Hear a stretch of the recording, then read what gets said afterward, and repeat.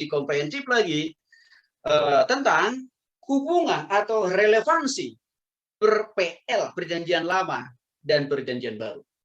Nah, bagaimana dikasih oleh Tuhan Yesus Kristus perbedaan dan persamaan antara PL dan PB. Yang pertama kita bahas dulu tentang perbedaan PL dan PB. Seringkali ada pertanyaan, apakah ada perbedaan antara PL dan PB? Ya, pasti, memang ada perbedaan.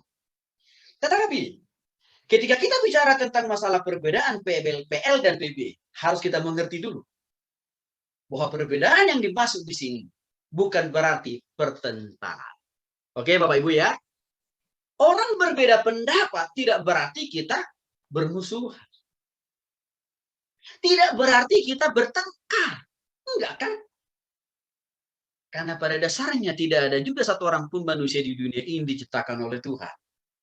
Sama semua. Kita memang diciptakan oleh Tuhan. Berbeda. Saya kasih contoh yang paling relevan. Mungkin Bapak Ibu punya anak atau punya saudara lahir kembar. Saya yakin, walaupun si kembar itu lahir dengan perbedaan menit, pasti juga tidak serta-merta juga mereka sama semua kesukaannya, hobinya, cita-citanya, warna bajunya, makanan kesukaan. Enggak juga kan Bapak Ibu? Pasti juga ada perbedaan.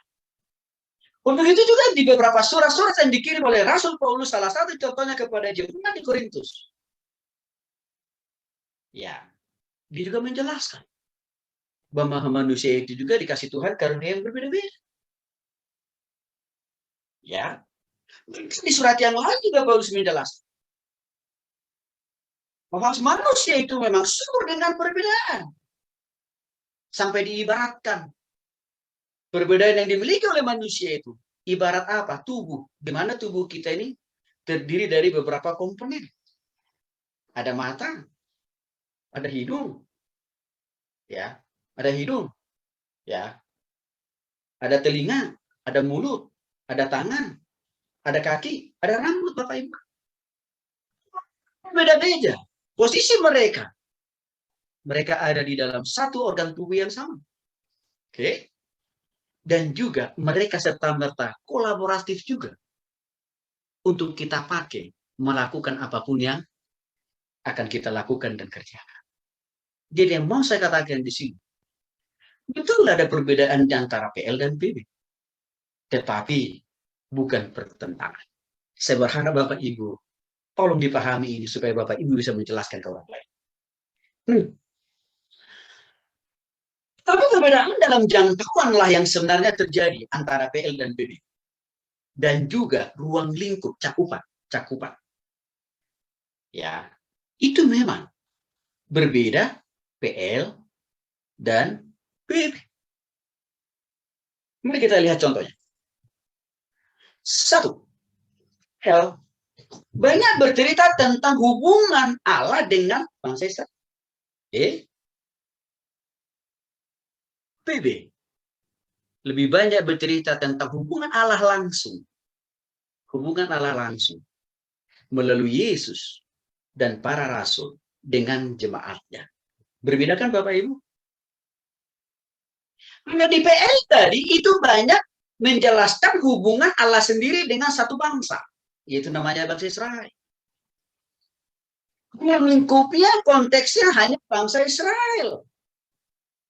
Sedangkan di PB, ruang lingkupnya, konteksnya makin luas dia. Tidak hanya melulu lagi dengan bangsa Israel.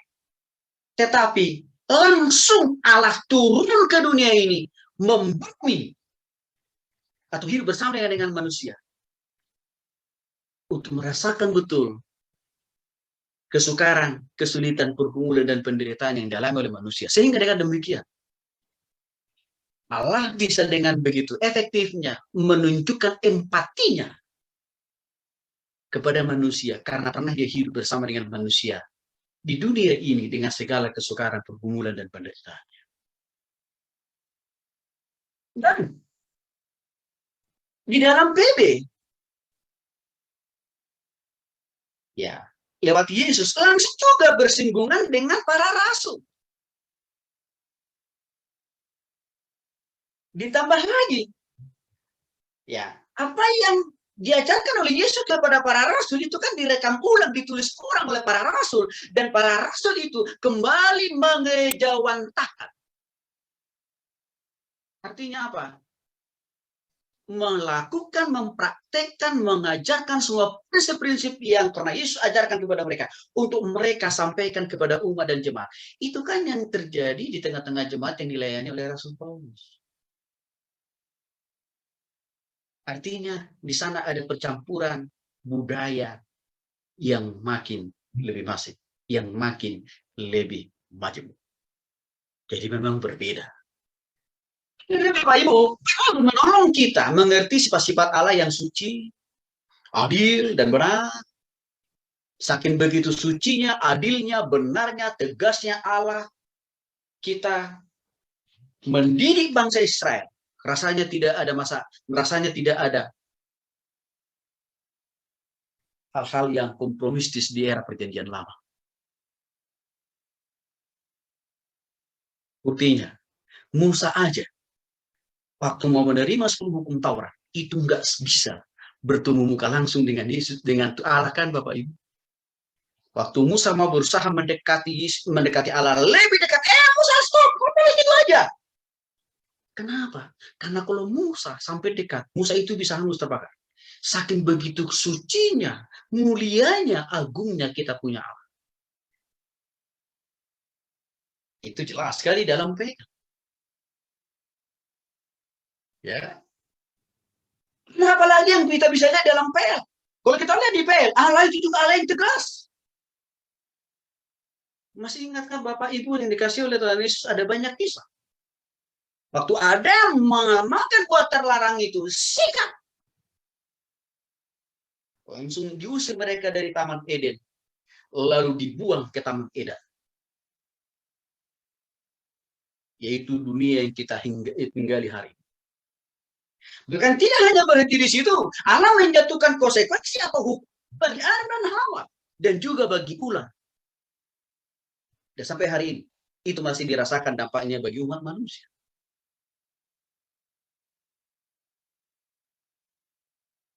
Kisah yang lain. Jadi saya menjelaskan dulu tentang cara kerjanya Allah di PL. Masih ingatkah Bapak Ibu peristiwa pemusnahan? Peristiwa air bah. Satu generasi mati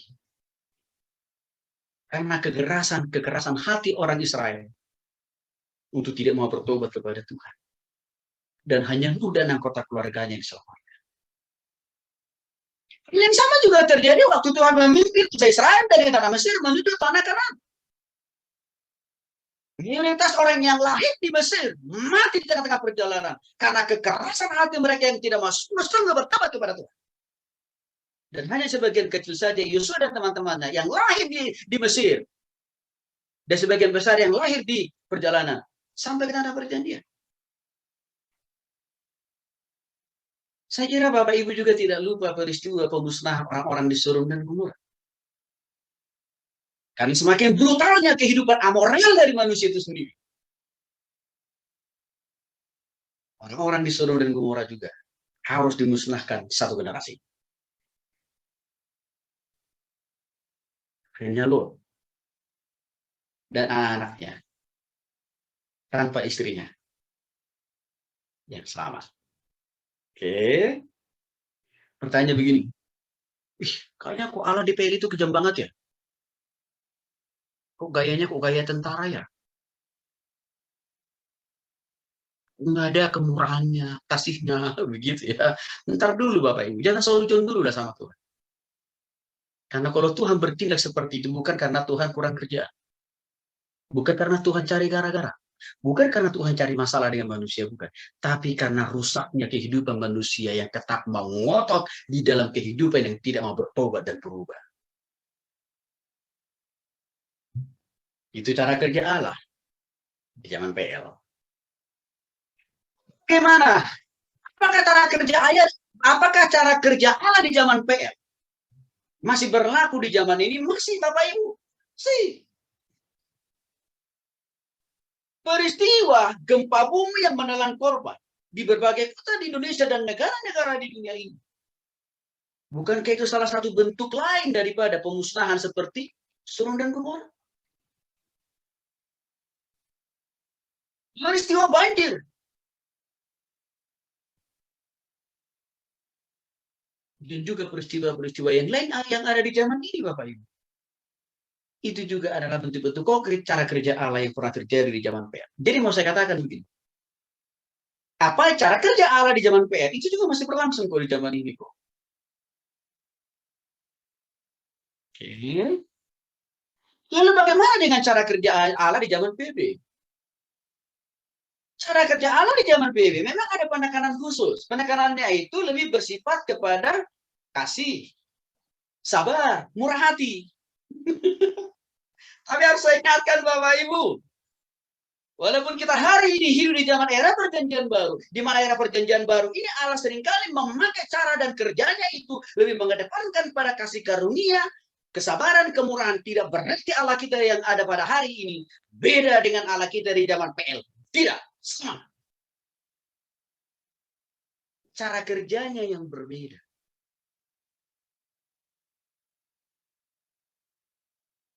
Pertanyaannya, adakah ketegasan Allah di dalam cara kerja Allah dalam perjanjian baru?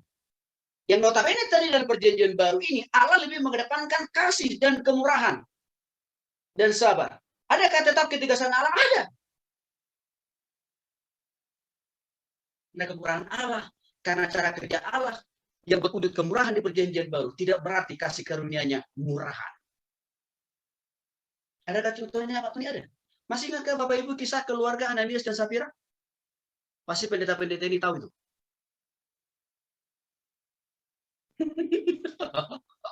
Hanya masalah perpuluhan kan Bapak Ibu? Masih ingat itu?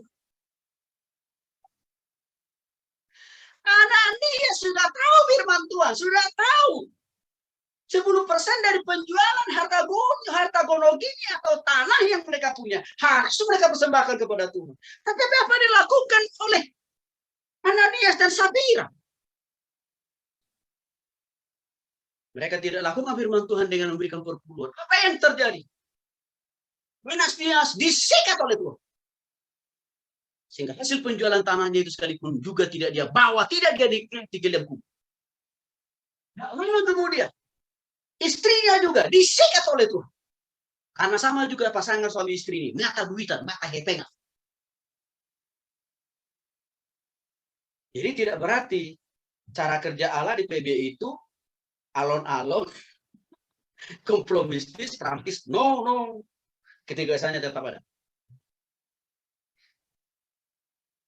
Oke, kita lanjut dulu Bapak. Yang ketiga, di PL Allah memberikan panggilan keselamatan dari satu orang. Dari siapa ini? Abraham. Sehingga Abraham ini kan dijuluki nenek moyang percaya.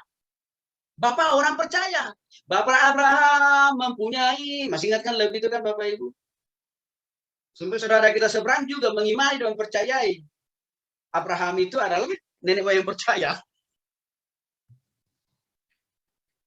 Dari Abraham, yang satu orang Israel percaya bisa diselamatkan oleh Yesus. Maka kalau orang Israel percaya betul dan benar kepada konsep Allah yang dipercaya oleh Allah Abraham. Siapa itu? Allah Bapa, Putra, dan Roh Kudus. Percaya orang Israel di PR, maka mereka juga masuk surga. Oke. Apa bedanya dengan Allah di perjanjian baru? Lagi-lagi Bapak Ibu, bukan hal yang berbeda ya, yang bekerja dan berkarya di PL dan PB, bukan hal yang sama kok. Cara kerjanya. Allah di PB memberikan panggilan keselamatan dari satu bangsa, berbeda kan? Kalau tadi di PL dari satu orang namanya Abraham menjadi percontohan Tuhan untuk menyelamatkan orang-orang Israel. Di PB memberikan ruang dan kesempatan untuk orang bertobat masuk surga itu. Ya, dari yang namanya Yesus kepada bangsa-bangsa lain. Mereka untuk itulah Bapak Ibu dikasih oleh Tuhan Yesus Kristus. Datangnya perjanjian baru itu memberikan ruang yang seluas-luasnya bagi semua suku, bangsa-bangsa dan dialek. Untuk apa? Mendapatkan pengampunan dosa dan hidup yang kekal di surga. Yang artinya apa? Kalau perjanjian baru nggak ada Bapak Ibu, berarti tidak ada orang Batak yang masuk surga. Nggak ada orang Papua yang masuk surga. Kalau perjanjian baru nggak ada. Hanya orang Israel yang masuk surga. Bukankah ini sesuatu hal yang harus kita syukuri? Oh iya dong Bapak Ibu. Oke. Tapi jangan lupa, ini Allah yang sama loh ya, yang tetap bekerja di PL dan PB. Keempat, PL dalam Kejadian pasal 8 ayat 10 memberikan gambaran penebusan dosa melalui korban bakaran domba. Itu dijelaskan dalam Kejadian 8 ayat 20 Bapak Ibu. Artinya apa? PL memberikan potret atau pola atau cara untuk mendapatkan pengampunan dosa itu dengan cara apa? Berkurban. Seperti yang dilakukan oleh sanak famili saudara kita tetangga paling dekat. Itu makanya saudara kita itu mengapa masih mengadopsi pola itu setiap tahun Bapak Ibu. Karena dengan berkurban kambing domba itu, dosa mereka yang 1 tahun dihapus dengan 1 kambing. Pola ini sebenarnya adalah pola yang dipakai di zaman PR. Tetapi Tuhan melihat semakin banyak kambing dan domba yang dikorbankan oleh bangsa Israel untuk menghapus dosa mereka sendiri. Rupanya tidak jera-jera juga bangsa itu untuk bertobat. Bahkan kadang-kadang mereka kembuhan. Hari ini kasih kurban penghapus dosa satu ekor kambing domba. Besoknya udah buat dosa lagi. Oke. Maka Tuhan evaluasi, Tuhan perbaharui itu. Korban penghapus dosa itu. Maka datanglah PB, Perjanjian Baru. Di mana PB itu memberikan aplikasi penebusan yang sempurna, yang real dan konkret. Hanya di dalam diri Yesus. Singkat ceritanya begini. Tuhan mau katakan, berhenti kalian untuk mengorbankan kambing dan domba sebagai bentuk penghapusan dosa kalian kepada saya. Nanti. Dan Tuhan bilang, karena saya lihat kalian nggak ada tobat-tobatnya. Tapi justru kalian hari ini berkurban, tapi besok kampuhan buat dosa lagi. Maka Tuhan bilang, nanti jangan lakukan itu lagi. Maka Yesus tawarkan dirinya sendiri menjadi korban penghapus dosa. Dengan dia mati di kayu salib. Lalu dia bangkit pada hari ketiga.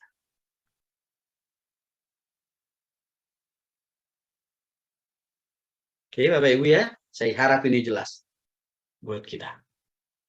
Jadi pertanyaan ya kritis dan juga teologisnya. Mana tahu Bapak Ibu ditanya oleh jemaat. Bapak Yesus, saudara kita yang lain kan berkurban tuh tiap tahun. Iya. Jadi, orang kita boleh nggak berkurban tiap tahun seperti saudara kita yang baik? Kalau motivasinya, kurban itu akan bisa menghapus dosanya. Itu tidak penting dan tidak ada guna dengan itu.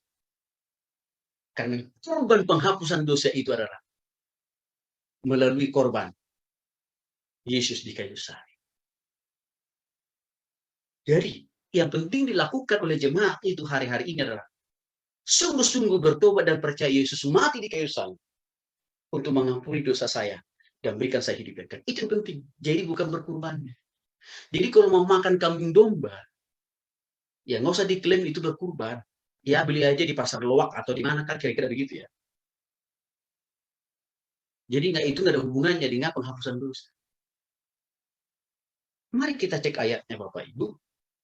Di dalam Ibrani pasal 10, ya ayat 1, kita mau mengacu dulu ke PL nih. Ibrani pasal 10 ayat yang pertama. Ya mudah-mudahan Ko Andi sudah di posisinya ini ya. Boleh Ko Andi Ibrani 10 ayat 1 sampai 11.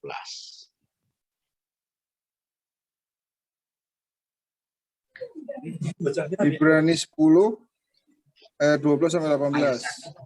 Ayat 1 sampai 11. Oh, 1 sampai 11. Ibrani 10 ayat 1 sampai 11. Persembahan yang sempurna. Di dalam hukum Taurat hanya terdapat bayangan saja dari keselamatan yang akan datang, dan bukan hakikat dari keselamatan itu sendiri. Karena itu dengan korban yang sama, yang setiap tahun bersama-sama, yang setiap tahun terus-menerus dipersembahkan, hukum Taurat tidak mungkin menyempurnakan mereka yang datang mengambil bagian di dalamnya. Sebab jika hal itu mungkin, pasti orang tidak mempersembahkan korban lagi. Sebab mereka yang melakukan ibadah itu tidak sadar lagi akan dosa setelah disucikan sekali untuk selama-lamanya. Tetapi justru oleh korban-korban itu setiap tahun orang-orang diperingatkan akan adanya dosa.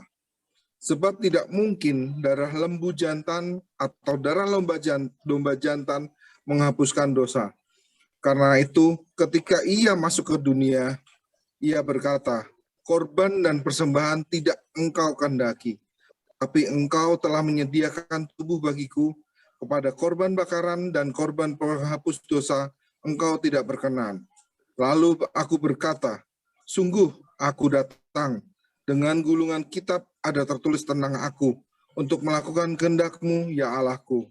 Di atas ia berkata, korban dan persembahan, korban bakaran dan korban penghapus dosa tidak engkau kehendaki, dan engkau tidak berkenan kepadanya.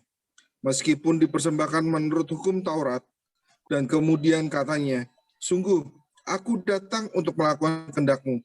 Yang pertama ia hapuskan, supaya menegakkan keduanya. Dan karena kehendak-Nya, inilah kita telah dikuduskan satu kali untuk selama-lamanya oleh persembahan tubuh Yesus Kristus. Selanjutnya, setiap imam melakukan tiap-tiap hari pelayanannya dan berulang-ulang mempersembahkan korban yang sama sekali tidak dapat menghapus dosa. Amin. Baik, makasih Ko Andi. Ya, baik, nanti Bu Novi tolong disiapkan Ibrani pasal 10, Ibrani 10 ayat 12 sampai 18. Nanti Bu Novi yang baca itu ya. Tapi saya sambil Bu Novi cari ayatnya, saya jelaskan dulu ayat yang sudah dibacakan Ko Andi tadi. Nah, bagaimana dikasih oleh Tuhan Yesus Kristus? Sangat jelas saya kira. Ya, dalam Ibrani pasal 10 ini, ya. Di dalam hukum Taurat hanya terdapat bayangan saja. Artinya apa? Orang yang melakukan hukum Taurat, orang yang menghafal hukum Taurat, tidak otomatis dia masuk surga. Tidak otomatis dia Bapak Ibu. Iya, dosanya diampuni enggak? Ya. Dan bukan hukum Taurat itu, dan bukan hakikat dari keselamatan itu. Artinya apa? Hukum Taurat itu bukan jalan untuk mendapatkan pengampunan dosa dan hidup kekal, bukan. Oke. Lalu hal yang lain lagi disinggung oleh Paulus dalam bagian B. Karena itu, dengan korban yang sama, artinya apa? Mempersembahkan korban. Apakah kambing, domba, unta, atau apalah. Ya. Dikatakan di sini, yang setiap tahun terus-menerus dipersembahkan. Sama. Tidak langsung otomatis juga. Orang itu langsung mengecap dan merasakan pengampunan dosa hidup kekal. Sebab tidak mungkin menyempurnakan hukum Taurat dan kurban tadi, tidak mungkin menyempurnakan mereka yang datang mengambil bagian di dalam. Oke. Dua, jika hal itu mungkin, pasti orang tidak mempersembahkan korban lagi. Sebab mereka yang melakukan ibadah itu tidak sadar lagi akan dosa setelah disucikan sekali. Artinya apa? Di sini Paulus mengatakan begini.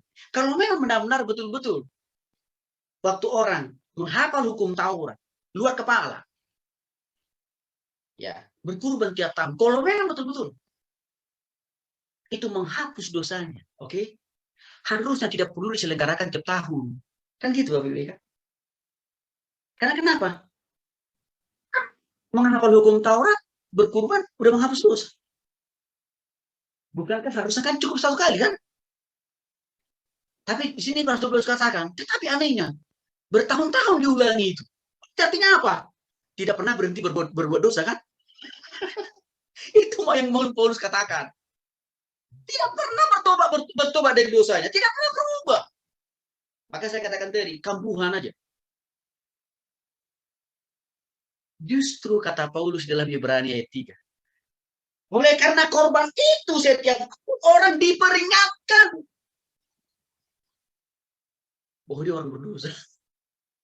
Jadi artinya Bapak Ibu, hafal hukum Taurat, berkurban, bukan memutus, bukan memangkas, bukan menghentikan orang itu supaya tidak lagi berdosa, tapi justru memberikan ruang dan kesempatan untuk orang itu setelah selesai berkurban untuk berdosa lagi.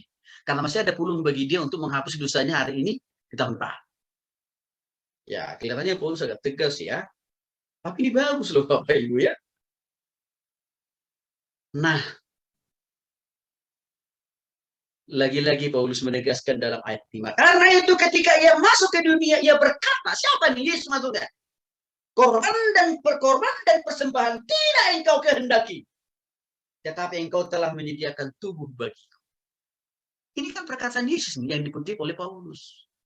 Artinya, Yesus sudah jelas-jelas katakan menegaskan bahwa korban dan kurban tadi, ya, penghapus dosa tadi, tidak dikehendaki oleh Tuhan. Bukan itu yang diberikan oleh Tuhan untuk menghapus dosa manusia, bukan. Tetapi korban tubuh Yesus sendiri yang telah mati dan bangkit. Maka untuk itu, semua orang harus sungguh bertobat kepada Kristus. Saya loncat, saya langsung saja ke ayat yang paling sangat prinsipil saja ya. Maka dikatakan di sini Bapak Ibu ayat 18. Jadi apabila untuk semuanya itu ada pengampunan, tidak perlu lagi dipersembahkan korban karena dosa. Siapa maksudnya? Ya, ada pengampunan. Siapa maksudnya? Korban penghapus dosa yang sejati. Mari kita dengarkan ayat selanjutnya yang dibacakan oleh Bu Novi. Mangga Bu Novi. Ayat 12. Ibrani 10 ayat 12. Tetapi ia setelah mempersembahkan hanya satu korban saja karena dosa, ia duduk untuk selama-lamanya di sebelah kanan Allah. Dan sekarang ia hanya menantikan saatnya, di mana musuh-musuhnya akan dijadikan tumpuan kakinya. Sebab oleh satu korban saja ia telah menyempurnakan untuk selama-lamanya mereka yang ia kuduskan. Dan tentang hal itu, Roh Kudus juga memberi kesaksian kepada kita. Sebab setelah ia berfirman, inilah perjanjian yang akan kuadakan dengan mereka sesudah waktu itu. Ia berfirman pula, aku akan menaruh hukumku di dalam hati mereka dan menuliskannya dalam akal budi mereka. Dan aku tidak lagi mengingat dosa-dosa dan kesalahan mereka. Jadi apabila untuk semuanya itu ada pengampunan, tidak perlu lagi dipersembahkan korban karena dosa. Terima kasih Bu Novi. Nah, mari kita lihat lebih dalam. Ibrani 10 ayat 12 sampai 18. Bapak Ibu, ayat 12. Tetapi ia, Yesus kan maksudnya di sini, setelah mempersembahkan hanya satu korban saja karena dosa, ia duduk di untuk selama-lamanya di sebelah kanan Allah. Artinya apa? Waktu Yesus telah mengorbankan nyawa satu-satunya, hidupnya satu-satunya di kayu salib. Ya. Itulah pengorbanan yang paripurna. Itulah pengorbanan kurban yang paling sempurna, kurban yang paling sejati. Dan itu juga lah korban yang paling efektif menghapus dosa, memberikan kita hidup kekal di surga. Diri, nyawa, tubuh Yesus sendiri.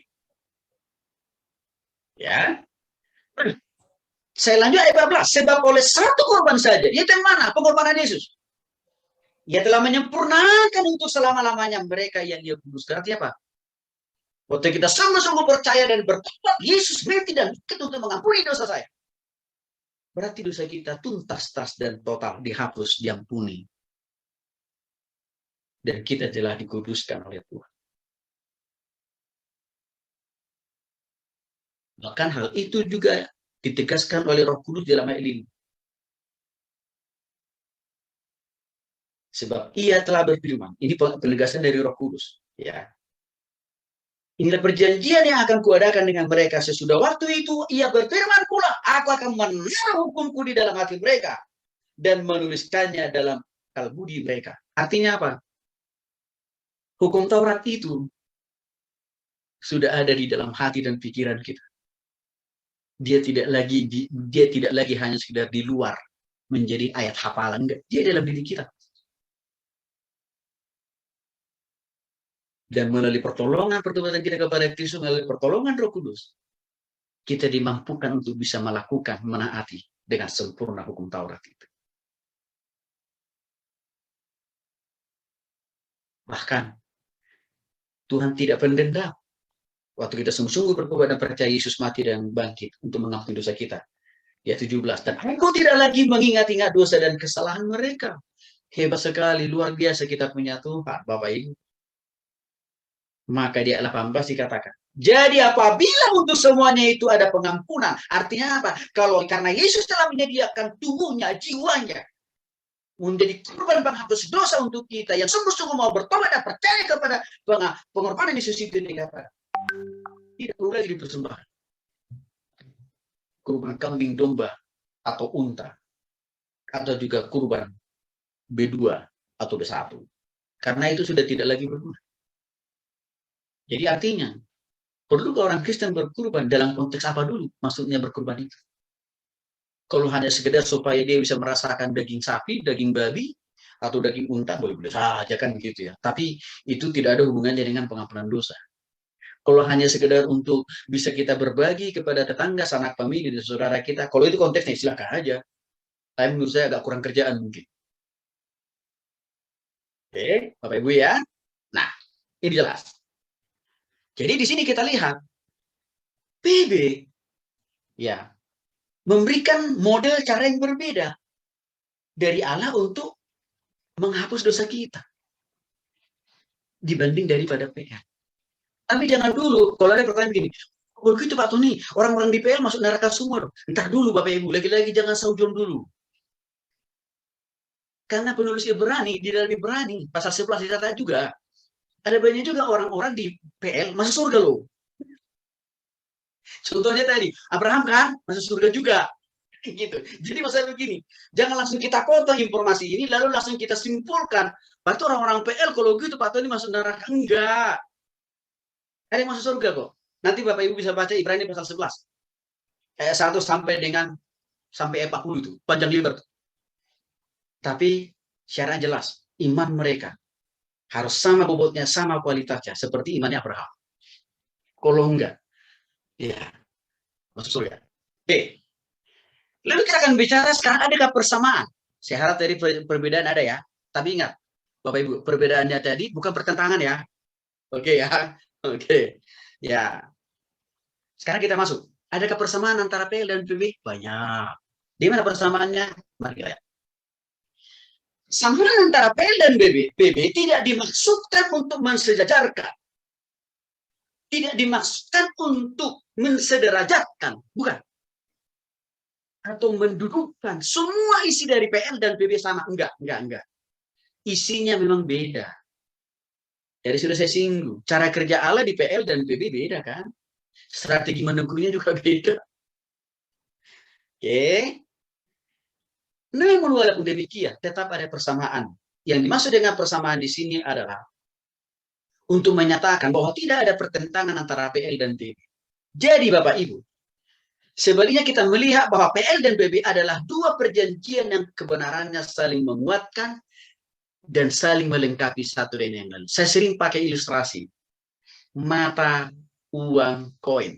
Oke Bapak Ibu ya, atau uang kertas kita lah. Ya, uang kertas kita itu uang koin lah ya, 100 rupiah, 100 rupiah lah mungkin, 1000 lah ya. Kan uang koin 1000 rupiah itu kan ada dua gambar di sana. Atau 500 rupiah. Ya, sisi sebelah kanan bergambar apa? Burung Garuda. Sebelah kiri gambarnya apa? Nilai nominal. Bapak Ibu, kalau misalkan salah satu sisi dari uang koin yang 500 rupiah itu, taruhlah misalkan burung Garudanya, Bapak Ibu hilangin tuh. Siap. Ya, sampai hilang dia. Sampai hilang gambar burung Garudanya. Kira-kira Bapak Ibu masih bisa nggak pakai itu untuk jual untuk beli permen? Pasti nggak bisa kan? Karena kenapa? Otoritas negara di situ sudah hilang. Sebaliknya, oke, gambar burung galudanya Bapak Ibu saya pertahankan. Tapi nilai nominalnya, ya, Bapak Ibu hilangin. Lalu Bapak Ibu tadi 500 rupiah kan? Bapak Ibu tulis sendiri. Nominalnya 500 rupiah itu menjadi 500 juta. Tapi dengan bentuk koin. Kira-kira Bapak Ibu pakai itu untuk belanja ke warung atau ke pasar. Apa kira-kira yang terjadi? Bapak Ibu bisa dilaporkan ke polisi. Artinya apa? Nggak bakalan ada warung yang mau menerima uang itu, Bapak Ibu. Karena kenapa? Nilai keabsahan dari uang itu sudah hilang.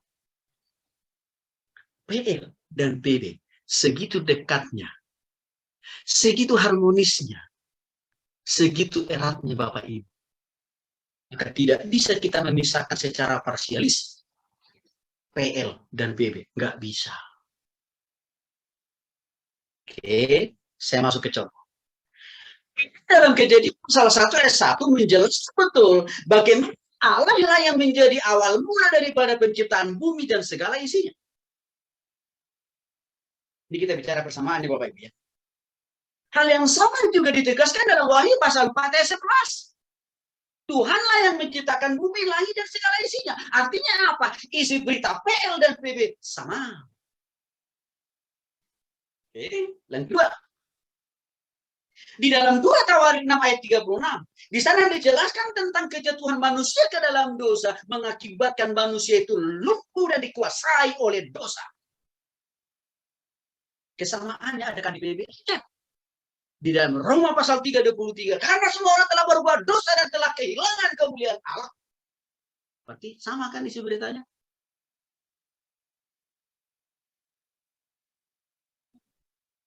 Ada kesamaan yang lain. Masih banyak Bapak Ibu. PL mencatat bagaimana Allah menyatakan dirinya, rencananya, isi hatinya, isi pikirannya melalui para nabi. Musa, Yesaya, Yeremia, Yosua. Oke? Perjanjian baru juga secara konsisten memperkenalkan diri secara komprehensif, secara menyeluruh, secara membumi, dan juga konkret, lengkap, dan sempurna dengan Yesus. Langsung turun ke dunia ini. Lalu dia hidup membumi dengan manusia. Jadi Bapak Ibu, Yesus datang ke dunia ini adalah bentuk konkret dari kehadiran Allah. Yang berwujud roh itu di surga, dia turun ke bumi ini. Bapak Ibu tahu, ini hanya Allah kita loh yang bisa melakukan itu. Allah orang lain tidak bisa. Kalau Allah orang lain itu apa kata mereka? Allah itu adalah zat kan?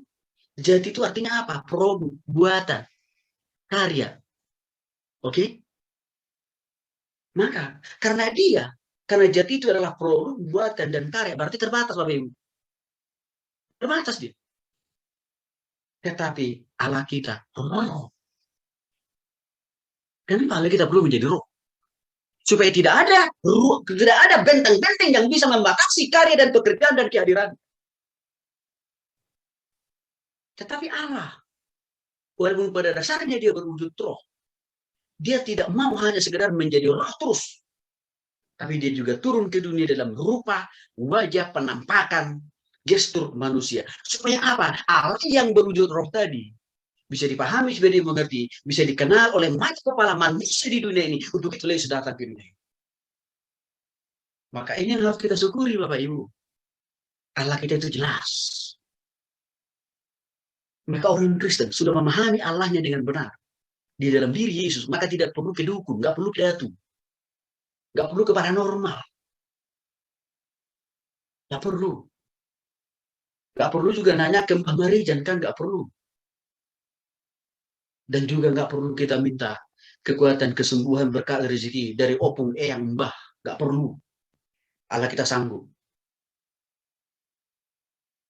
Oke, Bapak Ibu. Yang keempat, persamaan. Di PL, Allah memperlihatkan bayang-bayang atau gambaran janji keselamatan kepada manusia. Ya. Lalu perjanjian baru memperlihatkan dengan jelas, dengan tegas, dan real serta konkret. Ini loh keselamatan itu. Maka untuk itulah Yesus hadir datang ke dunia ini, Bapak Ibu. Maka kadang-kadang saya berpikir begini loh, Bapak Ibu. Kalau orang Kristen yang udah jelas Allahnya di dalam diri Yesus, nggak mau tobat-tobat, keterlaluan. Karena kenapa? Tidak ada lagi alasan bagi kita untuk meragukan siapa Allah kita. Bagaimana wujud, bentuk, dan rupanya, nggak ada lagi. Karena sudah jelas melalui kehadiran Yesus ke dunia ini. Tolong Bapak Ibu ditegaskan ini kepada jemaat ya. Allah kita itu hebat kok. Allah kita itu tidak mau membuat kita itu bingung. Mencari-cari model-model alat B, C, D, sampai X. Enggak. Maka untuk itu jelas Tuhan turun ke dunia ini langsung. Menunjukkan bahwa ini adalah Allah. Maka saya katakan tadi Bapak, tolong ingatkan jemaat. Kalau mereka masih pergi ke datu, ke dukun, paranormal, atau orang pintar katanya begitu ya. Wah, itu belum sungguh betul. Itu belum sungguh lahir. Artinya apa? Dia belum mengenal betul Yesus dengan benar. Kadang-kadang kan Bapak Ibu, jemaat itu rajin berdoa, rajin ibadah, rajin baca firman Tuhan hari Minggu. Tapi hari Senin, Selasa, Rabu, Kamis, Jumat, Sabtu, ke dukun kan? Mau naik pangkat. Nanyanya opung. Yang notabene latar belakangnya dukun. Bagaimana mungkin opung bisa menaikkan pangkat kita? Opung kita itu nggak pernah jadi jenderal. Lalu kita ingin jadi jenderal. Kita tanya sama orang yang nggak pernah jadi jenderal. Gimana itu Bapak? Nggak masuk akal kan itu? Ya. Jadi udah cukuplah konsiderasi. PL kesamaan. 5. Membicarakan nubuatan Mesias yang akan datang. Itu banyak dijelaskan oleh Nabi Yesaya. Dan juga dijelaskan di dalam kitab Mazmur. Dan juga dipertegas lagi dalam kitab Daniel. Dan Bapak Ibu, secara realisir, secara konkret, itu dipertegas di dalam perjanjian baru. Dan kenapa? Lahirnya, datangnya Yesus ke dunia ini, Bapak Ibu. Jadi saya katakan tadi, kita harus bersyukur loh Bapak Ibu punya Allah yang luar biasa. Cuman begini, ya kenapa jumlah kemurtatan ya? Dari antara kita orang-orang yang beragama Protestan atau Katolik trennya kan tinggi loh Bapak Ibu.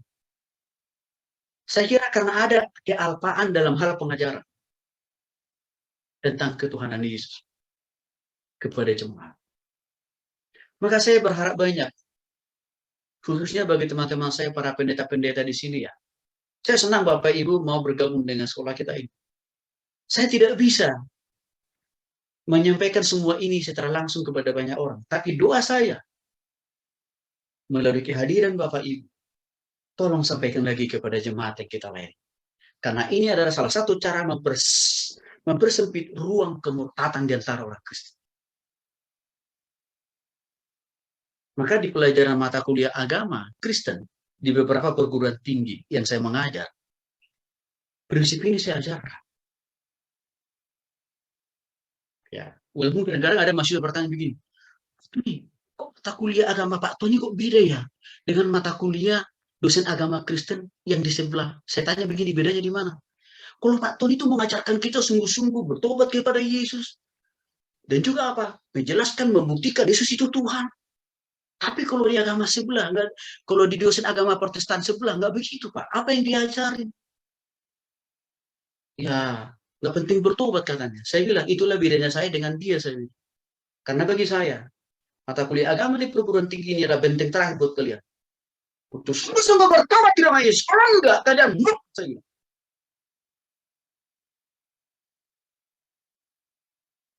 Itu Bapak Ibu ya. Jadi saya punya pesan banyak untuk Bapak Ibu.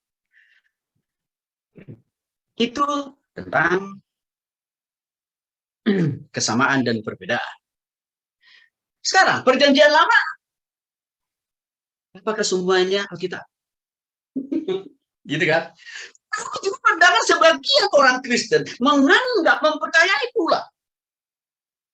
Kitab PE itu bukan firman Tuhan. Itu hanya firmannya Tuhan khusus untuk orang Israel. Untuk orang Batak enggak, untuk orang Papua apalagi no. Saya Bapak Ibu agak kecewa karena ini juga yang ngajari pendeta-pendeta sesat juga. Agak dongkol juga saya sebenarnya. Saya pikir ini sekolah kitabnya dulu di mana ya? Dosennya dulu siapa ya? Greget saya. Tapi Bapak itulah sekali lagi. Pemahaman pengajaran tentang yang satu ini seringkali tidak mudah mengajarkan. Tidak mudah memang. Maka sering juga saya katakan kepada Bapak Ibu, banyak dosen saya bergelar doktor teologi, PhD juga. Waktu saya minta dia ngajar mata kuliah ini, langsung dia bilang begini, aduh Pak Tony, ada nggak mata kuliah gampang lah? Aduh, saya pikir, Bapak doktornya 2, tapi ngajar mata kuliah aja takut, saya bilang. Ya, gimana ya Pak Tony ya? Saya dulu ya agak kurang diajarin dosen saya. Nah, yang disalibkan dosennya. Ya saya belajar lagi dia kan, jangan cuma gelarnya dong diperbanyak. Tapi isi otaknya, isi pikirannya, isi hatinya, ilmunya apa? Kan itu buat apa gelar banyak kan gitu. Itu saya jumpai loh Bapak Ibu. Saya bilang, udahlah Pak, maaf ya, saya nggak bisa kerjasama dengan Bapak ngajar di sekolah saya nggak bisa. Karena kenapa? Bagi saya itu dosen itu harus bermutu loh Pak saya itu. Jangan cuma gelar yang ditambahin. Jadi jujur aja Bapak Ibu, ada beberapa orang teman saya, doktornya 2, 3, 4, saya tolak jadi dosen di kita. Karena saya tahu kapabilitas ilmiah rendah banget. Maka Bapak Ibu, saya rindu dengan sekolah kita ini tidak hanya sekedar memberikan gelar, enggak. Tapi saya mau Bapak dapat gelar STH, MTH, MPD. Bobotnya, ilmunya, pengetahuannya harus juga sama dengan gelarnya. Malu kita. Seperti saya katakan tadi teman-teman saya, doktornya 3. Tapi ilmunya 0. Jadi untuk itu Bapak Ibu, ya wajar ya. Kalau di mata kuliah kita, di sekolah kita ini, pelajarannya memang berat-berat. Tapi saya berharap Bapak Ibu jangan menolak. Tapi kan saya udah bilang, yang berat-berat akan saya usahakan kasih contoh yang sederhana. Supaya Bapak Ibu bisa menikmati dan juga meneruskan kepada jemaat ya. Oke, karena penyesat banyak sekarang Bapak Ibu. Ya, baik. PL dan PB adalah firman Allah. Oke, dan masing-masing adalah bagian dari kebenaran Allah. Artinya apa? Bapak Ibu, Allah yang sama juga bekerja di PL, Allah yang sama juga bekerja dan berkarya di PB. Yang artinya apa? Kalau kita menolak PL firman Allah, maka tidak akan mungkin kita bisa menerima PB firman Allah 100%. Tidak mungkin. Sama. Kalau kita menolak PB firman Allah, tidak akan mungkin kita bisa paham dan yakin betul PL firman Allah. Nggak mungkin. Karena saya sudah katakan tadi, PL dan PB ini ibarat mata uang loh Bapak Ibu. Nggak bisa dipisahkan. Kenapa hari-hari ini muncul ajaran-ajaran doktrin-doktrin yang menyesatkan? Karena konsep pemahaman PL-nya dan PB-nya itu tidak sama. Tidak mengimani, tidak mempercayai. Di PL juga adalah firman Allah, PB juga firman Allah. Maka doktrinnya, pengajarannya, khotbahnya jadi sesat sudah Bapak Ibu. Dan hari-hari ini kalau kita lihat di YouTube, lebih doyan orang dengar itu loh.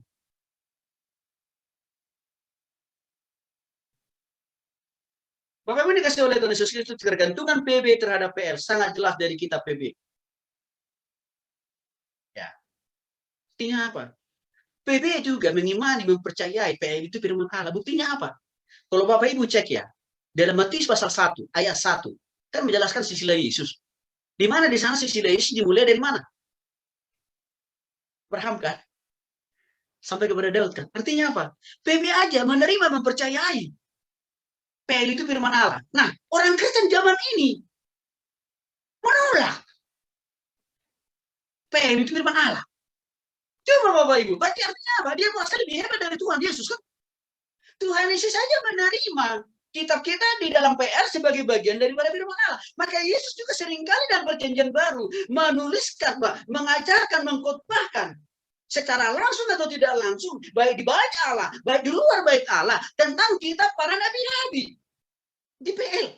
Itu membuktikan, itu mensahkan.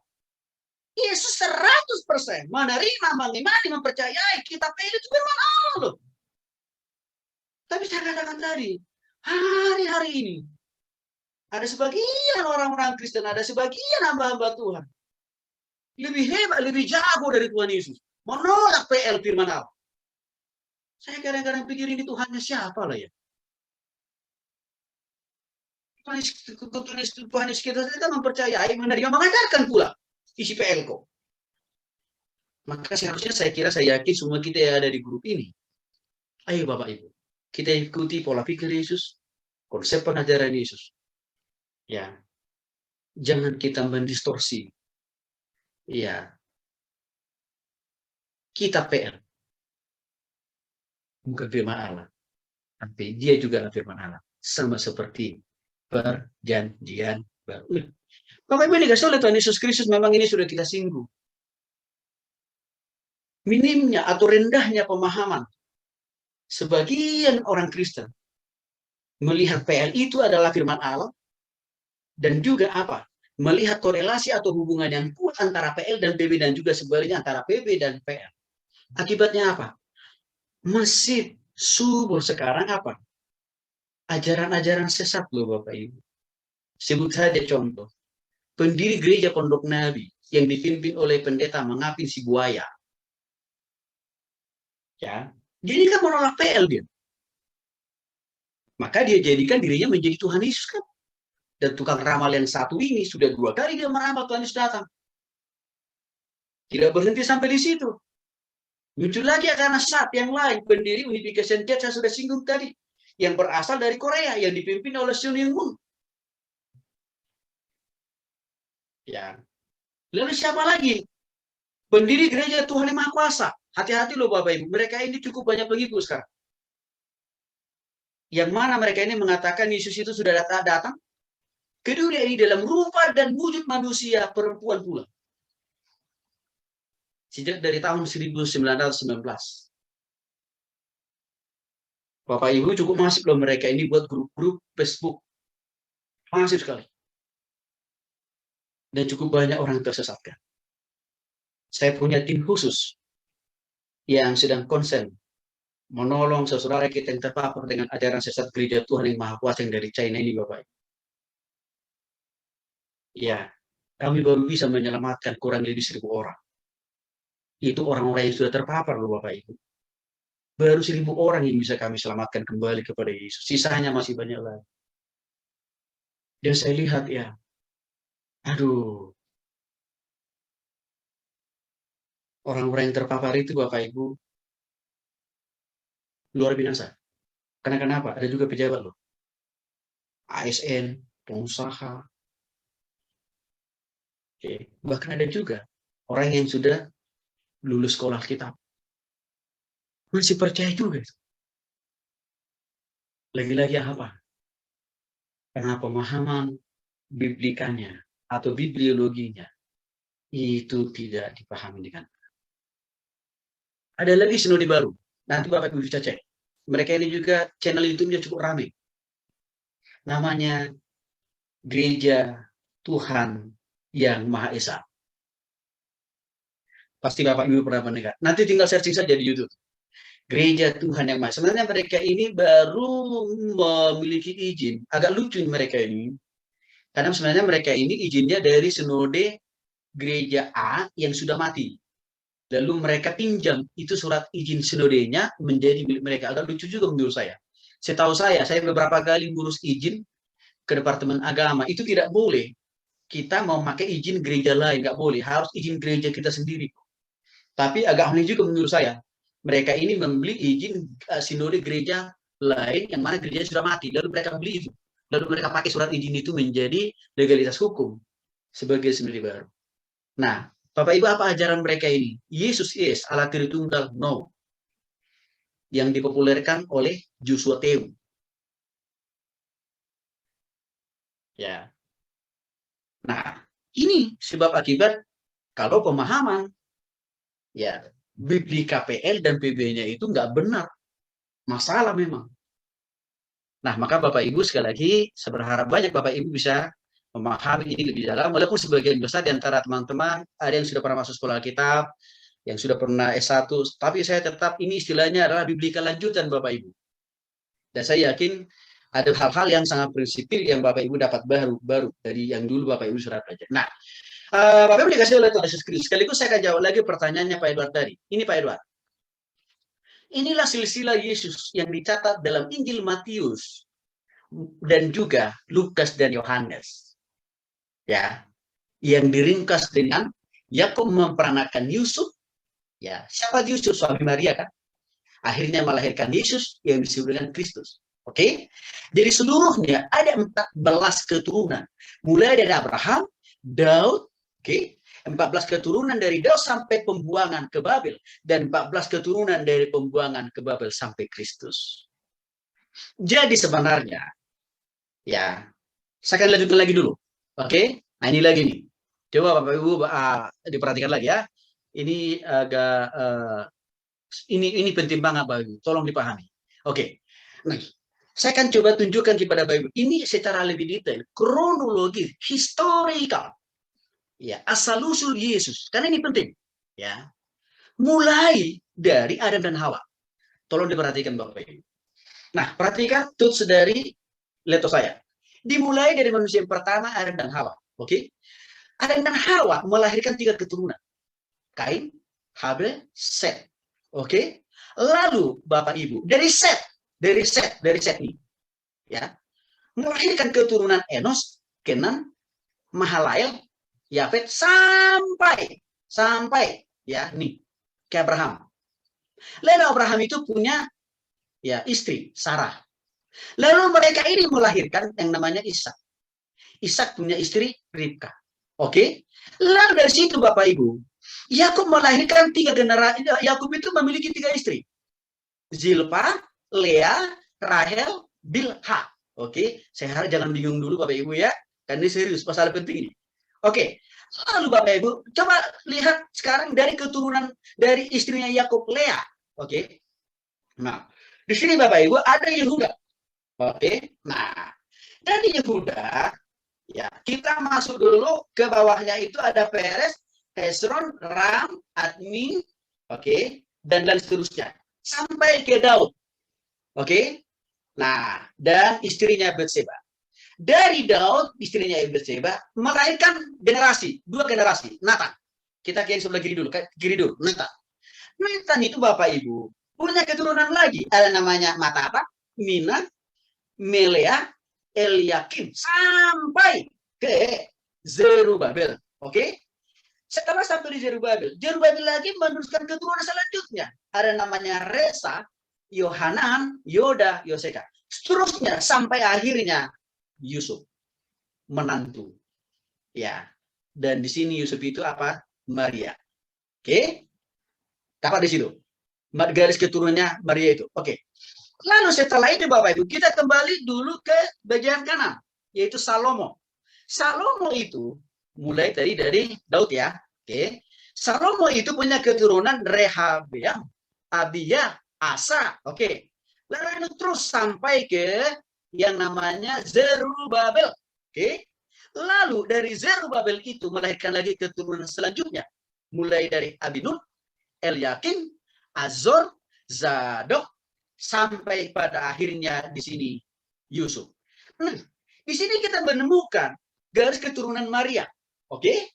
Lalu juga garis di sebelah kiri sana, ini adalah Nathan, garis keturunan Maria. Oke, lalu sebelah kanan Salomo melahirkan garis keturunan selanjutnya Yusuf. Oke, jelas ya. Dari kolaborasi 2 pasangan inilah Tuhan alamatkan, Tuhan titipkan Yesus melalui perantaraan Roh Kudus di dalam lahir rahim Maria. Sementara Bapak Ibu jelas ini. Lahirlah Yesus. Dan Yesus itu dikatakan di sini adalah Kristus atau Kristus yang diurapi, yang artinya adalah anak. Implikasinya, action point-nya. 1. Berarti track record atau kehidupan latar belakang, ya, asal usul, ya, kakek nenek moyang Yesus secara biologis, tanda kutip ya, secara biologis, tanda kutip. Artinya bukan manusia biasa Yesus itu, tapi yang dititipkan kan, makanya tanda kutip. Itu jelas, mulai dari runutan Adam, Hawa sampai kepada Maria dan Yusuf. Oke? Maka yang kedua, kalau ada orang yang ngaku Yesus kedua, seperti Mangapin Sibuya, Sudirman, dan juga Yesus yang dari China yang perempuan, itu pasti sesat. Karena di sini tidak pernah, ya, secara langsung atau tidak langsung urutan mereka bagian daripada historis kakek nenek moyang Yesus secara langsung atau tidak langsung, enggak pernah.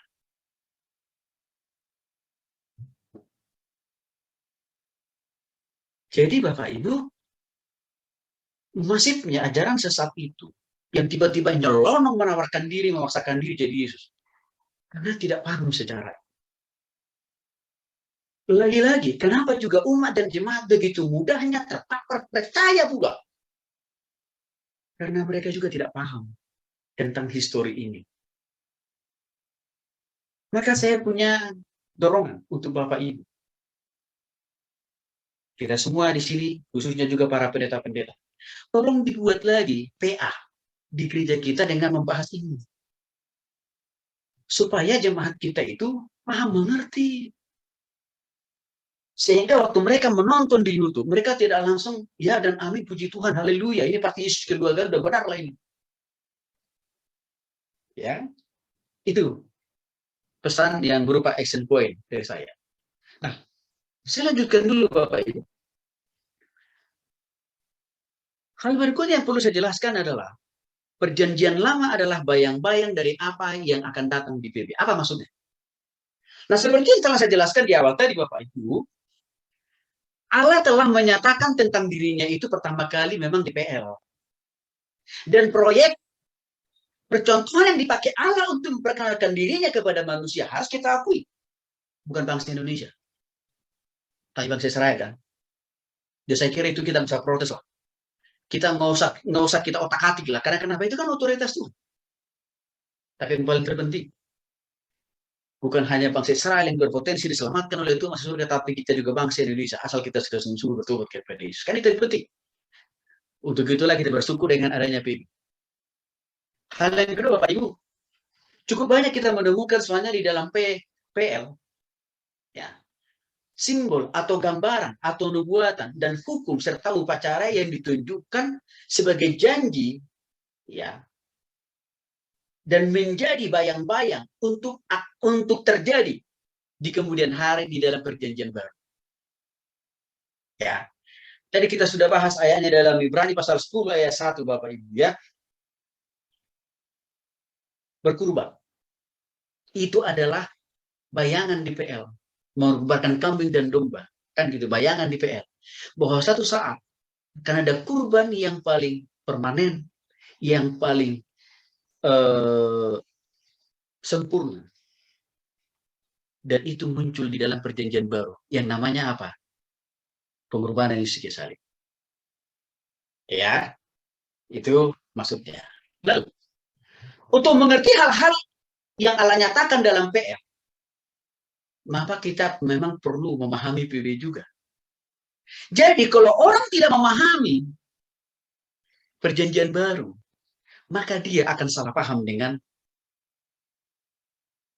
PL. Sebaliknya, kalau orang tidak memahami Perjanjian Lama dengan benar, pasti orang ini pahamnya akan salah dalam memahami PB. Nah, saya sudah ceritakan tadi, masifnya, suburnya ajaran sesat, gereja sesat, persekutuan sesat, karena di sini letak persoalannya.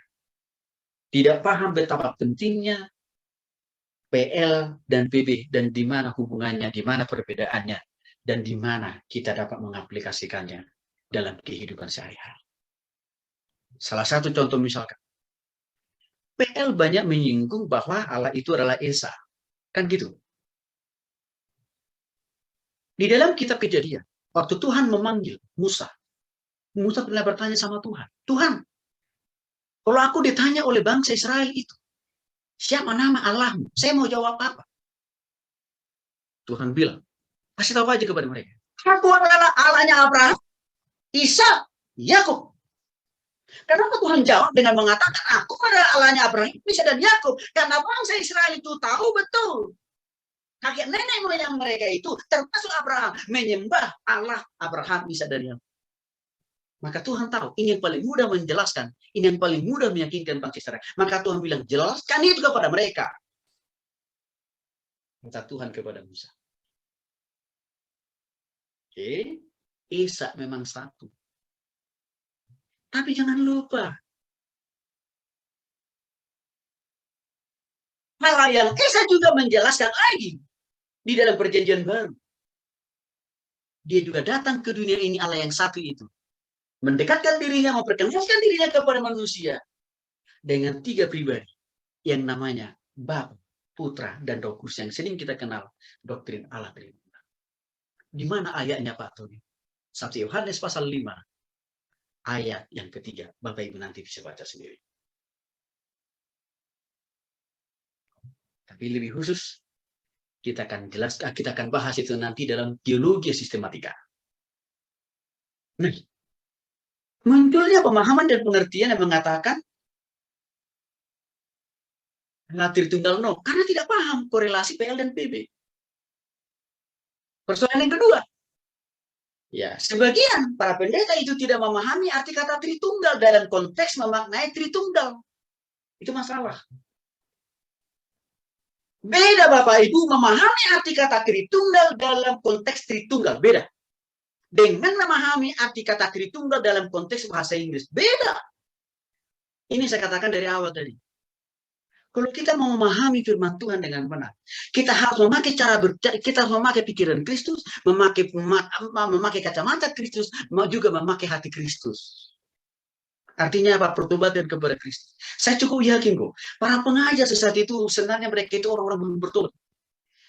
Maka akibatnya apa? Waktu mereka menafsirkan, mengajarkan, memaknai setiap ayat-ayat di PL dan PB menjadi bengkok. Karena hatinya belum di dalam Kristus. Ya, belum dibahari oleh Kristus, makanya juga belum dituntun dan diarahkan oleh Kristus. Maka tafsirnya, ajarannya menjadi sesat. Artinya apa? Karena mereka belum sungguh-sungguh bertobat sebenarnya.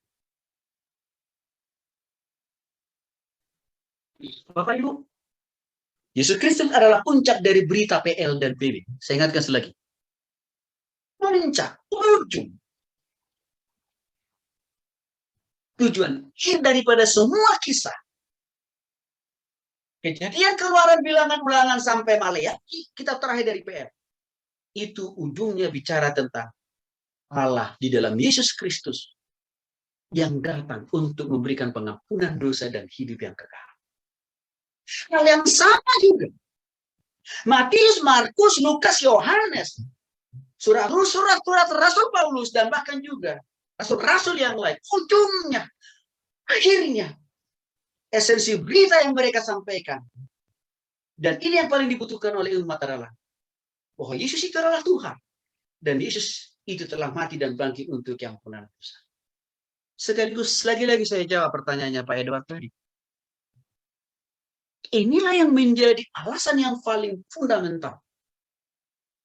Mengapa para penulis Injil Matius, Markus, Lukas, dan juga PB lebih banyak mengetengahkan, menjelaskan, memaparkan karya penyelamatan Yesus itu, Pak Edward.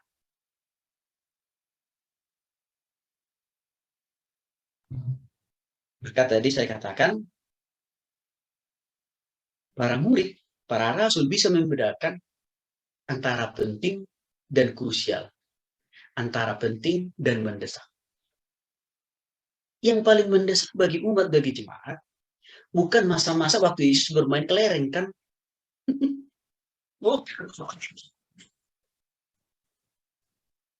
Ya, yang paling urgent, ya, dijelaskan tentang keberadaan Yesus oleh para rasul, bukan pada waktu dia ingusan, Bu. Bukan. Tapi khususnya waktu dia mati, bangkit, kembali ke surga. Karena itu adalah esensi daripada Injil. Itu adalah esensi daripada keselamatan masuk surga. Itu adalah esensi daripada pengampunan dosa. Oke, Bapak Ibu ya. Ketika berjalan dengan dua murid di Emmaus, ini Yesus nih, Yesus Bapak Ibu. Ya. Yesus menjelaskan kepada para murid itu dengan mengatakan di dalam Lukas pasal 24 ayat 27, ini kata Yesus kepada para muridnya. Apa yang telah tertulis tentang dia? Ya. Siapa yang maksudnya? Tentang Yesus kan maksudnya ini. Tapi karena Yesus yang berbicara, maka Yesus harus pakai kata pengganti dia. Supaya apa? Supaya lebih jelas bagi para murid itu. Jadi Yesus mengatakan, apa yang sudah tertulis tentang aku di dalam seluruh kitab suci, mulai dari kitab mana itu? Musa? Kitab Musa apa? Kejadian? Keluaran? Bilangan? Ulangan? Imamat kan? Ayo. Yang senior-senior, jangan langsung lupa. Halo, angkatan pertama. Masih ya kan? Kita yang ditulis oleh Musa. Sudah bicara juga secara tidak langsung tentang Yesus. Tapi belum detail gitu loh maksudnya. Tapi secara umum sudah. Oke. Dan juga Yesus katakan tentang aku. Juga telah disinggung dan ditulis oleh kita nabi-nabi yang lain. Berarti kan bicara masalah PL nih. Siapa misalkan Nabi Yesaya kan sudah menyinggung juga. Tentang akan datangnya Mesias. Ya. Mazmur juga sama. Dan dia juga menyinggung. Jadi Bapak Ibu, PL itu tidak bicara melulu tentang bangsa Israel, bukan. Maka dengan demikian PL itu bukan kitabnya orang Israel, bukan. Kita juga. Karena di sana bicara juga tentang Yesus kan. Karena pengajar sesat itu kan getol sekali menolak kitab PL ini. Dengan mengatakan itu kan kitabnya orang Israel, bukannya kitabnya kita orang Indonesia. Karena kenapa? Di sana pada disinggung orang Indonesia. Salah berpikir, salah banget cara berpikirnya. Karena nggak melihat secara komprehensif. Tuhan memang berbicara kepada orang Israel sebagai bangsa pertama, kan manusia pertama. Tapi pembicaraan perjumpaan pertemuan Tuhan dengan bangsa Israel juga itu mewakili pertemuan kita dengan Tuhan kan. Karena lewat pertemuan perkenalan Tuhan kepada bangsa Israel, maka lahirlah namanya perjanjian baru. Jadi kalau tidak ada perjanjian lama sebagai awal perjumpaan pertemuan Tuhan dengan bangsa Israel, maka tidak mungkin perjanjian baru datang. Artinya apa? Pasti kita masuk neraka gitu.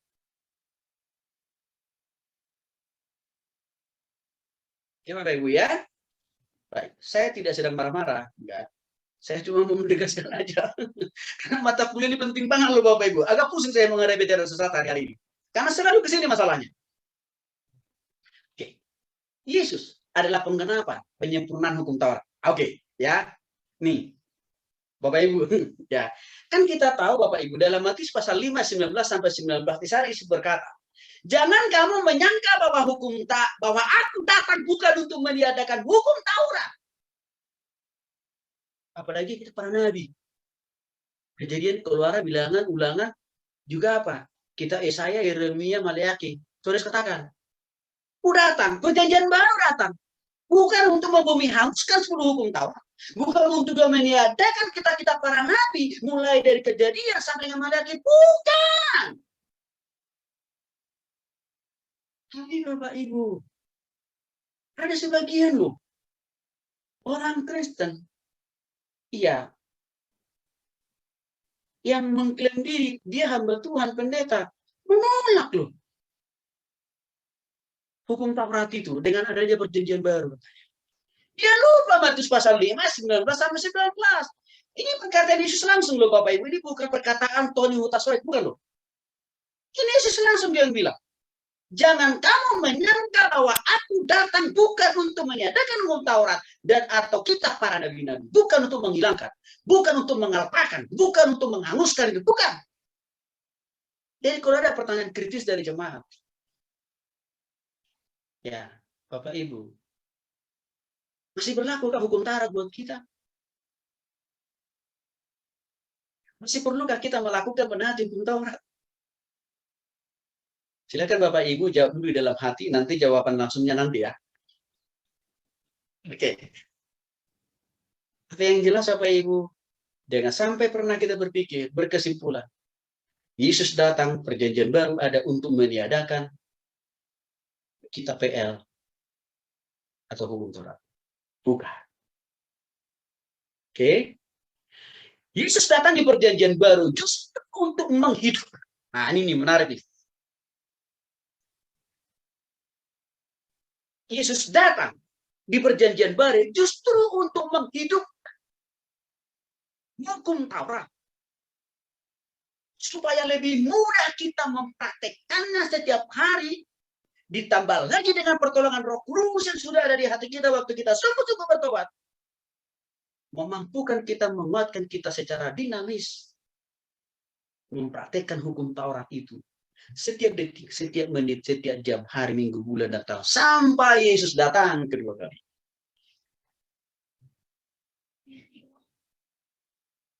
Kenapa? Ini penting. Karena begini.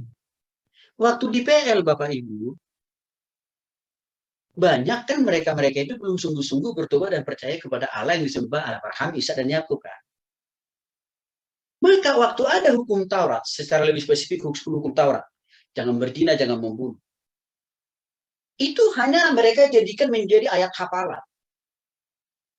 Tapi mereka tidak bisa mempraktekkan dengan sempurna. Bahkan lebih cenderung mereka melanggarnya, melabraknya, dan melabrak. Itu terjadi karena pertobatan mereka kepada Allah yang disembah oleh Abraham dan Ishak dan Yakub itu belum terjadi. Sehingga seluruh hukum Taurat itu hanya sekedar tinggal menjadi hafalan yang mati. Tidak lebih daripada itu. Maka artinya apa? Kalau hanya menjadi hafalan, maka tidak ada orang itu tidak mungkin bertobat. Orang itu tidak mungkin mendapatkan dosa itu. Perjanjian baru. Yesus tahu Bapak Ibu. Kalau hanya hafal dan tahu isi hukum Taurat, itu tidak secara otomatis membuat kita atau kita bisa mengecap pengampunan dosa di kita. Maka Yesus katakan, kalian harus sungguh-sungguh datang dan bertobat kepadaku. Untuk itulah penulis Injil Matius berkata, marilah kepadaku, hai yang tidak sudah berberat, aku akan berikan kelegaan begini. Yesus menawarkan dirinya untuk mati di kayu salib. Sehingga bagi kita yang sudah sungguh-sungguh bertobat dan percaya kepada Dia, kita lahir baru. Yesus ada di hati kita bersama dengan Roh Kudus. Sehingga apa? Esensi hukum Taurat. 10 hukum Taurat itu mudah bagi kita untuk menaatinya, melakukannya, mempraktekkannya. Karena Roh Allah memampukan kita untuk mempraktekkan dan melakukan itu. Jadi secara esensial, 10 hukum Taurat itu masih kita lakukan kok. Masih kita praktekkan, tapi tidak lagi berupa hafalan yang mati. Dia sudah ada di dalam hati dan pikiran kita. Dan kita dimampukan oleh Roh Kudus untuk mempraktekkan. Ini jelasnya kira-kira begini Bapak. Kalau ada pertanyaan dari jemaat. Pendeta, di mana perbedaan yang paling signifikan? Dan juga di mana penggenapan hukum Taurat ya benar-benar terjadi antara PL dan perbedaan diri Yesus. Bapak Ibu tolong diperhatikan. Hukum Taurat itu saya ibaratkan seperti cermin ya, kaca. Jangan membunuh, jangan membuat bagi patung yang menyerupai apapun, jangan menyebut nama Tuhan Allah dengan sembarangan, hormatilah ayah dan ibumu, jangan membunuh, jangan berzina, jangan mencuri, bla bla bla dan sebagainya. Oke?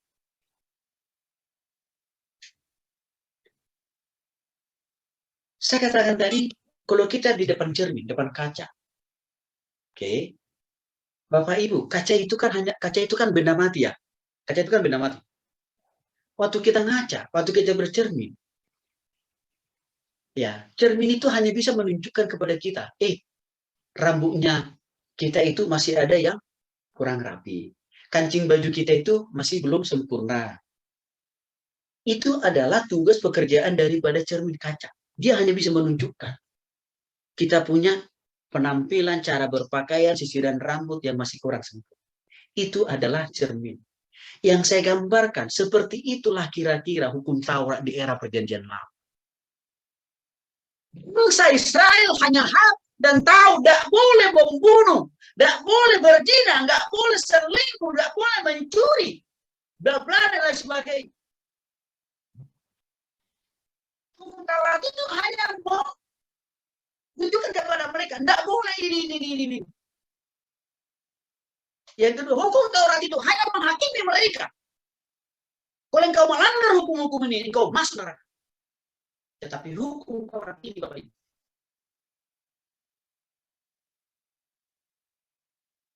karena ini kan saya katakan dari bentuk cermin.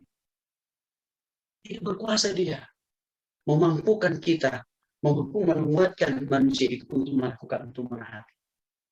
Karena hukum Taurat itu masih di luar sifatnya. Seperti saya jelaskan tadi berupa cermin. Ini hukum Taurat. Maka untuk itu tadi Paulus mengatakan dalam Ibrani. Orang melakukan hukum Taurat ya, orang hafal hukum Taurat, tidak otomatis dia mendapatkan pengampunan dosa dan hukum dan kehidupan. Oke? Maka untuk itulah Bapak Ibu, kita bersyukur kita punya perjanjian baru. Di mana dalam perjanjian baru itu Yesus datang. Nah ini dia. Waktu Yesus datang ke dunia ini untuk mengampuni dosa kita. Menyucikan kita dari segala dosa kita supaya kita masuk surga. Sehingga saat kita bertobat, sungguh-sungguh menerima dia sebagai Tuhan dan Juru Selamat secara pribadi, kita mendapatkan pengampunan dosa, penyertaan pemeliharaan yang sempurna waktu kita di dunia ini, dan juga hidup kekal di surga. Dalam 2 Petrus 1 ayat 3 sampai dengan 11 mengatakan, karena Injil kebenaran itu telah sampai di dalam hatimu, dengan engkau sungguh-sungguh bertobat kepada Kristus secara pribadi. Kata Petrus dalam 2 Petrus 1 ayat 3 sampai 11. Engkau dimaterikan dengan Roh. Artinya, waktu kita bertobat secara pribadi, Roh penolong, Roh penghibur, Roh Allah itu ada juga dalam hati kita, memampukan dan menguatkan kita di dalam melakukan firman Tuhan, termasuk dalam melakukan hukum Taurat. Nah, maka Bapak Ibu yang dikasih oleh Tuhan Yesus Kristus, oke?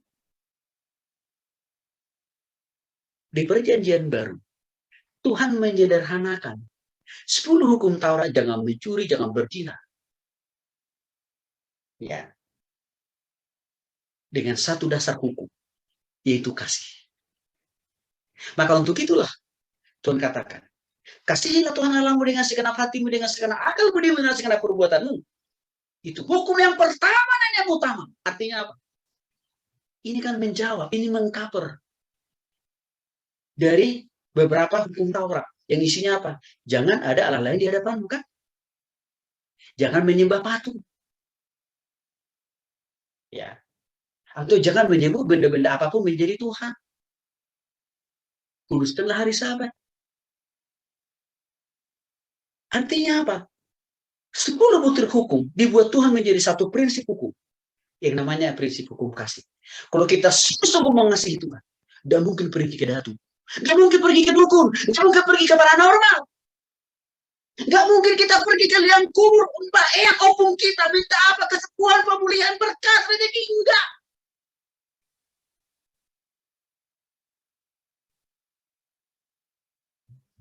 Kalau kita sudah sungguh mengasihi Tuhan dengan segenap hati, dengan segenap akal budi, dengan segenap kekuatan kita. Jadi Bapak Ibu pendeta tolong sampaikan kepada jemaat yang kita lain. Kalau mereka masih pergi ke dukun, masih pergi ke datu, atau juga masih minta kekuatan dan kesembuhan dari opung, nenek, eyang yang sudah meninggal, berarti mereka tidak melakukan hukum Taurat. Dia juga tidak melakukan prinsip hukum kasih.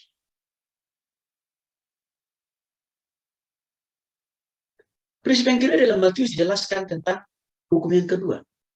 Setelah mengasihi Allah, Maka dikatakan ada hukum yang kedua turunan dari hukum yang pertama tadi.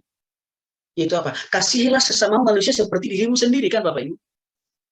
Dan itu ya menyederhanakan butir-butir lain daripada 10 hukum Taurat. Apa? Hormatilah ayah dan ibu. Jangan membunuh, jangan berzina, jangan mencuri, jangan mengucapkan saksi dusta, jangan mengingini orang lain, istri orang lain atau harta milik orang lain. Itu kan terakomodir dengan prinsip hukum yang kedua, kasihilah apa orang lain seperti dirimu sendiri, kan? Jadi Bapak Ibu, hukum Taurat itu masih berlaku dan masih kita lakukan kok. Cuman cara kita mempraktikkannya, melakukannya berbeda di zaman PL. Perbedaannya di mana? Kalau di zaman PL hanya menjadi undang-undang peraturan yang mati. Dan tidak sanggup orang-orang di PL untuk melakukan itu. Tapi di zaman perjanjian baru, melalui kehebaruan kita dikuatkan dan diteguhkan untuk melakukan hukum Taurat itu dari waktu ke waktu. Dan kita dikuatkan dan dimampukan Roh Kudus untuk melakukan. Jadi di sini ada perbedaan cara, pola mempraktekkan hukum Taurat. Kalau di PL hanya menjadi hafalan dan tidak punya kuasa itu hukum Taurat untuk mengubah nubuatkan orang. Tapi di PP enggak.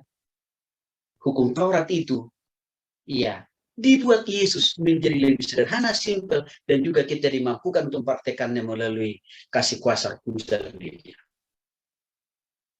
Apa buktinya? Yesus adalah penggenapan dari nubuatan perjanjian lama. Satu, Tuhan Yesus berkata kepada muridnya dalam Lukas, kepada para 10 muridnya, dalam Lukas pasal 24 ayat 44 sampai 47. Inilah perkataanku yang telah kukatakan kepada kamu ketika aku masih bersama dengan kamu, yakni bahwa harus digenapi yang tertulis tentang aku dan kitab Taurat, Musa dan kitab Nabi dan kitab Mazmur. Apa artinya Bapak Ibu? Tentang sosok kehadiran yang namanya Yesus itu sudah terkonfirmasi sebelumnya melalui kitab-kitab yang ditulis oleh para nabi di perjanjian lama. Itu baik kitab Musa, bahkan juga kitab nabi-nabi yang lain, khususnya Mazmur, Daniel, dan lain sebagainya. Jadi artinya apa? Yesus itu tidak ucuk-ucuk dengan sesuka hatinya muncul di perjanjian baru, lalu dia mengatakan aku adalah Yesus dan Tuhan. Enggak. Ada kronologis yang secara sistemik, ya, sudah diinformasikan jauh sebelum di PL. Maka saya katakan tadi, Bapak Ibu, para pengajar-pengajar sesat yang mengklaim diri mereka Yesus nggak tahu, ya, makna kita PL nggak tahu mereka, tapi sok tahu. Sehingga mereka memaksakan diri jadi Yesus yang kedua, kan gitu.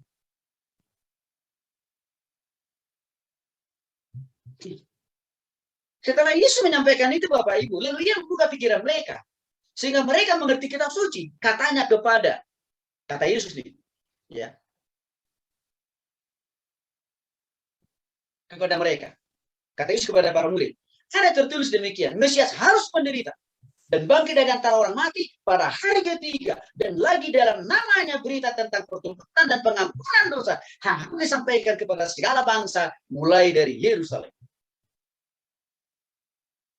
Ini lanjutan dari perkataan Yesus yang disinggung dalam Lukas pasal 24 ayat 44 sampai dengan 47.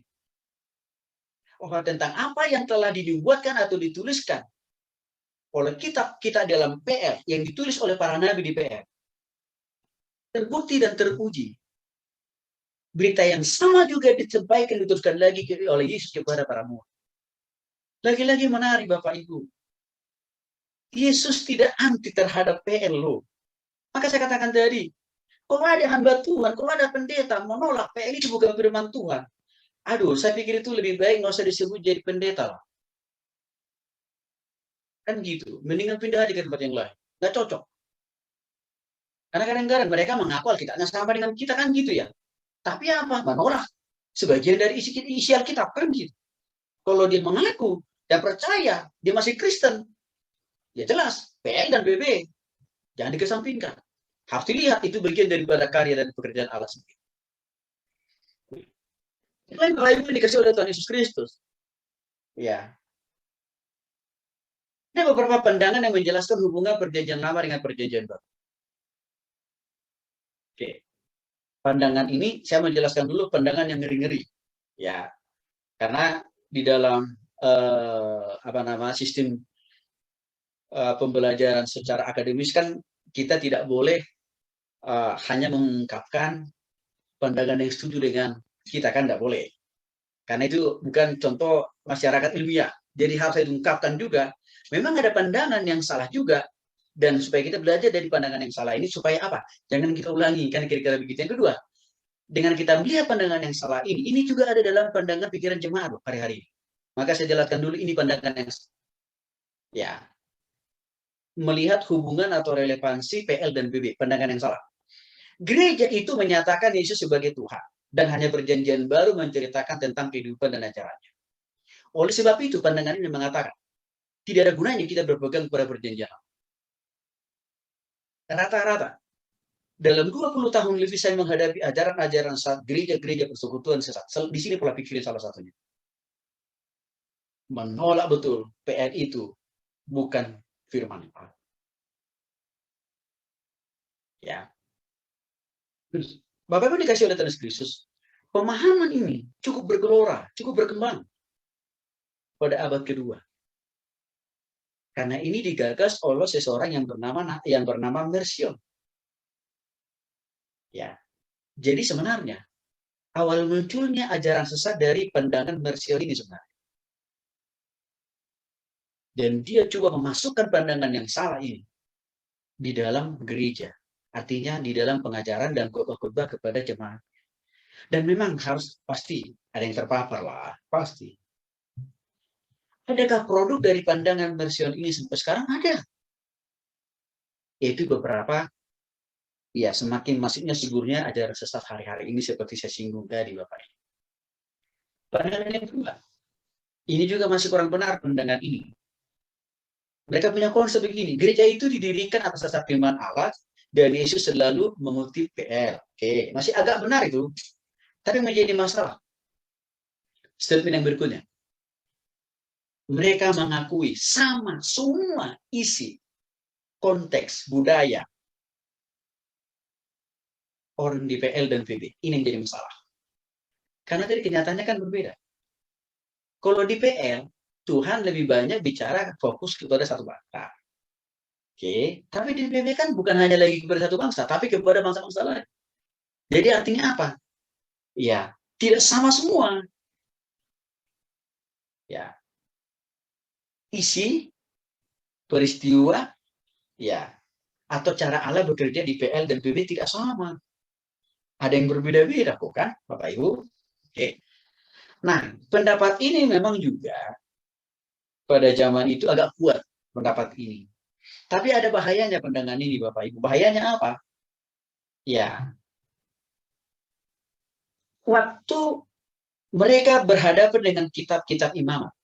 Kita tahu Bapak Ibu ya, kitab imamat itu bicara tentang aturan main yang diberikan oleh Tuhan kepada bangsa Israel dalam hal mempersembahkan kurban. Di kitab imamat dijelaskan betul itu. Jenis kurbannya, ya tidak boleh ada yang cacat celah, kan kira-kira begitu. Nah, kalau mereka memegang kuat pemahaman ini, akan bermasalah dalam menjelaskan pengorbanan Yesus di kayu salib. Di mana masalahnya? Kalau di imamat jelas sekali syarat-syarat kurban yang dimaksud di situ adalah kambing dan domba kan. Sedangkan di PB, pengorbanan yang paling paripurna, yang paling sejati itu adalah Yesus kan. Disitulah pandangan ini akan bermasalah. Sehingga kadang-kadang penganut pandangan ini akan sekali memaksakan tafsirnya tanpa melihat konteks. Ya. Nah, pada abad pertama tafsiran semacam ini populer memang Bapak Ibu. Tapi sebagian para teolog, cendekiawan yang takut akan Tuhan seperti Origen, ya menganggap bahwa pandangan ini berbahaya. Karena kenapa? Masih ada unsur lain-lain yang mereka tidak hati-hati dalam menafsirkan ayat itu, hubungannya dengan kita-kita di dalam perjanjian baru. Dan saya kira ini yang kita percayai, dan mayoritas gereja-gereja Tuhan di dunia dan Indonesia. Perjanjian lama tidak dapat dihilangkan. Itu ya dan amin saya kira, Bapak Ibu ya. Karena tanpa PL kita tidak dapat mengerti perjanjian baru. Sebaliknya, tanpa PB kita tidak akan pernah bisa sempurna memahami PL. Maka sekali lagi Bapak Ibu, PL dan PB itu ibarat mata uang. Yang tidak bisa kita hilangkan satu sisi, nggak bisa. Tapi dua-duanya harus selalu, sisi bagian kiri, sisi bagian kanan harus selalu ada. Baru uang itu bisa bernilai, berdampak, berotoritas, bisa kita pakai belanja. Kan begitu. Demikian juga halnya PL dan PB. Pemahaman, pengetahuan, dan juga apa? Hidup kita, cara berpikir kita, cara melayani kita akan benar-benar sempurna. Kalau kita bisa memahami PL dengan PB dengan sempurna. Kedua perjanjian itu, baik PL dan PB, tidak sama memang semua konteks peristiwanya. Ada banyak yang berbeda. Mengapa? Karena cara Allah kita juga bekerja juga amat dan sangat berbeda. Karena Allah kita Allah yang Maha Kuasa. Dia bukan Allah yang monoton. Dia bukan Allah yang terbatas. Yang dibatasi oleh dua makhluk. Dia Maha Kuasa. Maka dengan demikian, memang Bapak Ibu, ya ada perbedaan. Tapi bukan perbedaan masalah esensi, masalah pengajaran. Bukan perbedaan masalah rutin, bukan. Cara Allah bekerjanya berbeda. Ya, jadi dengan demikian Bapak Ibu dapat kita katakan bahwa kita PL dan PB kedua-duanya seia sekali. Ya, sama-sama firman Allah. Ya, karena itu adalah isi hati, isi pikiran, isi perasaan Allah. Nah, tetapi saya katakan dari cara dan pola Allah bekerja di PL dan PB beda. Tapi Allah yang bekerja di dalamnya sama juga. Nih, Bapak Ibu dikasih oleh Tuhan Yesus Kristus, saya berdoa. Mudah-mudahan dengan apa yang saya jelaskan ini menambah pemahaman, pengetahuan. Tapi saya berharap tidak hanya berhenti di situ. Menambah komitmen, ketaatan, kesetiaan kita bahwa Allah kita di PL dan PB Allah yang sama, kuasanya, kasihnya, kesetiaannya, kasih karunia-Nya. Maka Allah yang sama juga yang harus kita beritakan kepada semua jemaat yang kita layani dimanapun dalam keadaan. Tuhan Yesus memberkati.